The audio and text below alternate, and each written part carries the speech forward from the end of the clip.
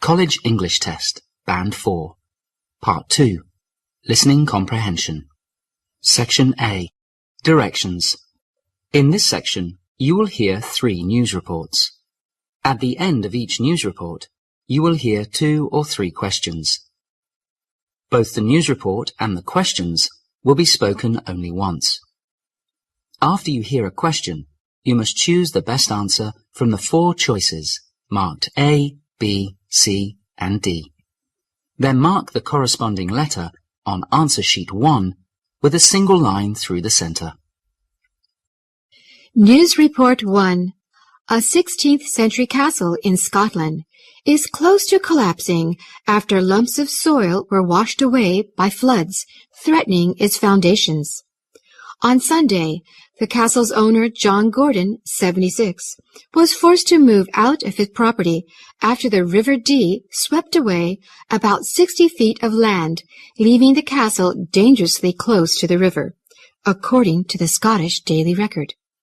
Abergeldy Castle, located in Aberdeenshire, Scotland, was built by Sir Alexander Gordon of Midmar, who later became the Earl of Huntly. The castle, which is located on 11,700 acres, was leased to members of the royal family between 1848 and 1970, including King Edward VII and George V. The Scottish Environment Protection Agency has issued more than 35 flood warnings covering several regions as Scotland continues to clean up after Storm Frank hit the country last Wednesday. This means that rivers will rise more slowly, but then stay high for much longer, the Environmental Agency said. Questions 1 and 2 are based on the news report you have just heard. Question 1. Why did John Gordon move out of Abergeldy Castle?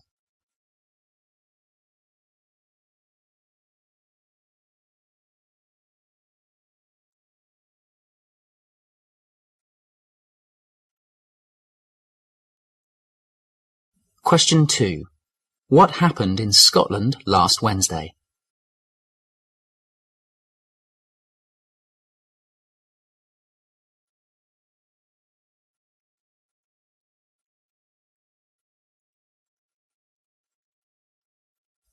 News Report 2.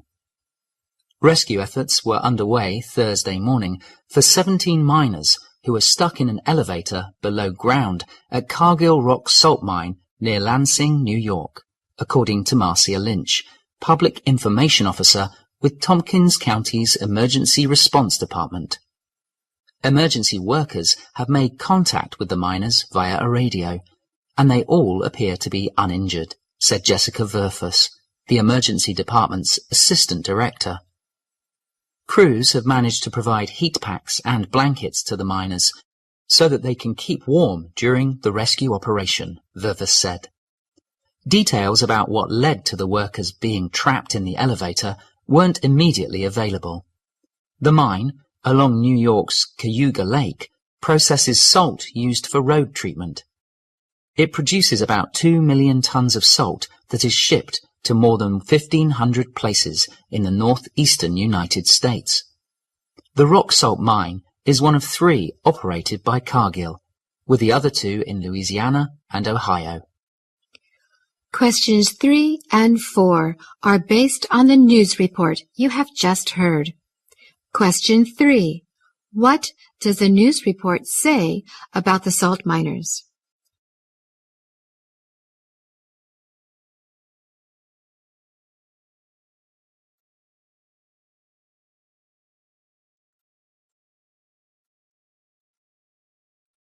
Question 4.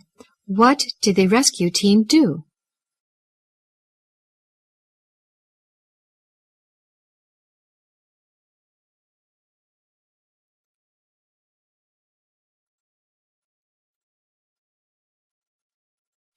News Report 3. The U.S. Postal Service announced today that it is considering closing about 3,700 post offices over the next year because of falling revenues. Facing an $8.3 billion budget deficit this year, Closing post offices is one of several proposals the Postal Service has put forth recently to cut costs. Last week, for example, Postmaster General Pat Donahoe announced plans to stop mail delivery on Saturdays, a move he says could save $3 billion annually. "We are losing revenue as we speak," Donahoe said. "We do not want taxpayer money. We want to be self-sufficient, so like any other business, you have to make choices." Dean Granholm, the Vice President for Delivery and Post Office Operations, said the first wave of closings would begin this fall.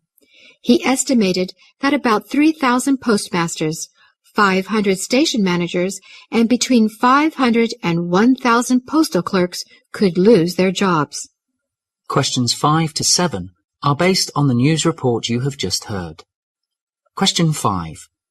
What is the U.S. Postal Service planning to do?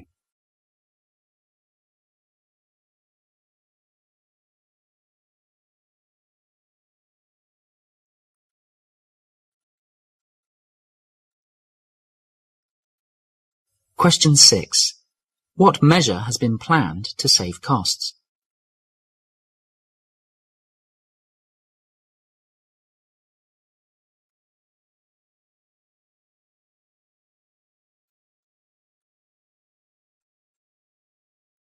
Question 7. What will happen when the proposed measure comes into effect?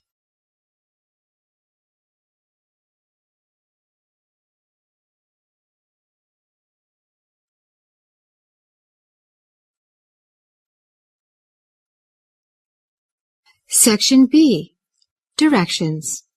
In this section, you will hear 2 long conversations. At the end of each conversation, you will hear 4 questions. Both the conversation and the questions will be spoken only once.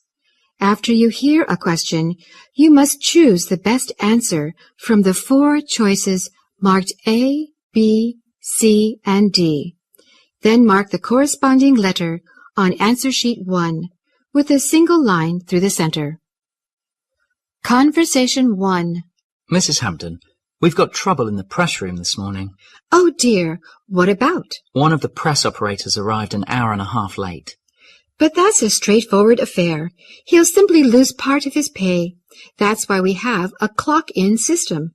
But the point is, the man was clocked in at 8 o'clock. We have John standing by the time clock, and he swears he saw nothing irregular. Is John reliable? Yes, he is. That's why we chose him for the job. Have you spoken to the man who was late? Not yet. I thought I'd have a word with you first. He's a difficult man, and I think there's been some trouble on the shop floor. I've got a feeling that a trade union representative is behind this. The manager told me that Jack Green's been very active around the shop the last few days. Well, what do you want me to do? I was wondering if you'd see Smith, the man who was late, because you're so much better at handling things like this. Oh, all right. I'll see him. I must say I agree with you about there being bad feelings in the works. I've had the idea for some time that Jack Green's been busy stirring things up in connection with the latest wage claim. He's always trying to make trouble. Well, I'll get the manager to send Smith up here. Questions 8 to 11 are based on the conversation you have just heard. Question 8. What will happen to the press operator who was late for work, according to the woman?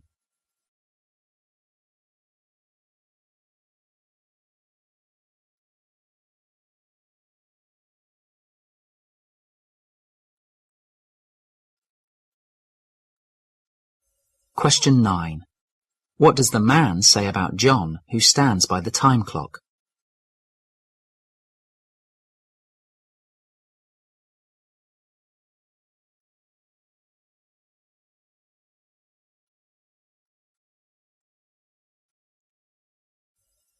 Question 10. Why does the man suggest the woman see the worker who was late?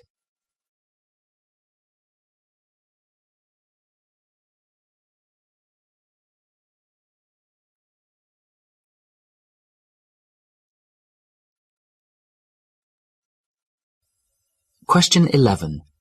What does the woman say about Jack Green?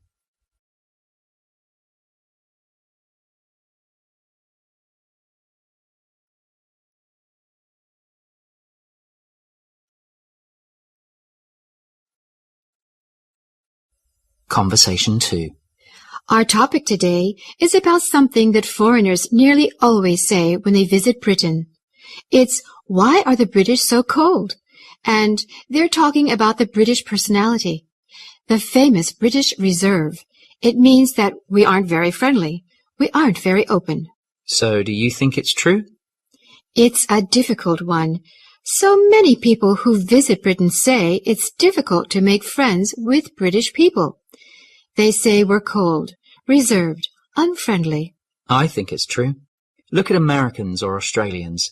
They speak the same language, but they're much more open. And you see it when you travel. People, strangers, speak to you on the street or on the train. British people seldom speak on the train or the bus. Not in London, anyway. Not in London. That's it. Capital cities are full of tourists and are never friendly. People are different in other parts of the country. Not completely. I met a woman once, an Italian. She'd been working in Manchester for 2 years, and no one, not one of her colleagues, had ever invited her to their home. They were friendly to her at work, but nothing else. She couldn't believe it.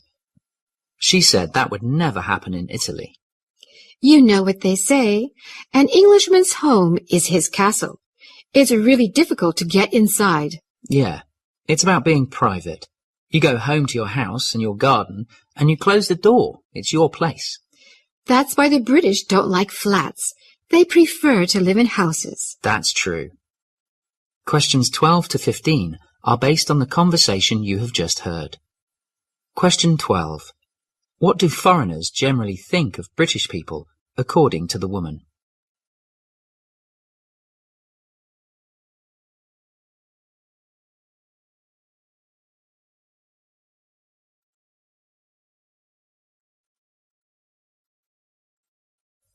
Question 13.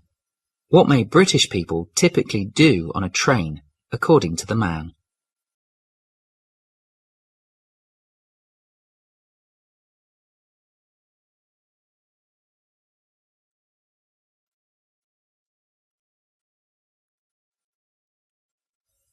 Question 14. What does the man say about the Italian woman working in Manchester?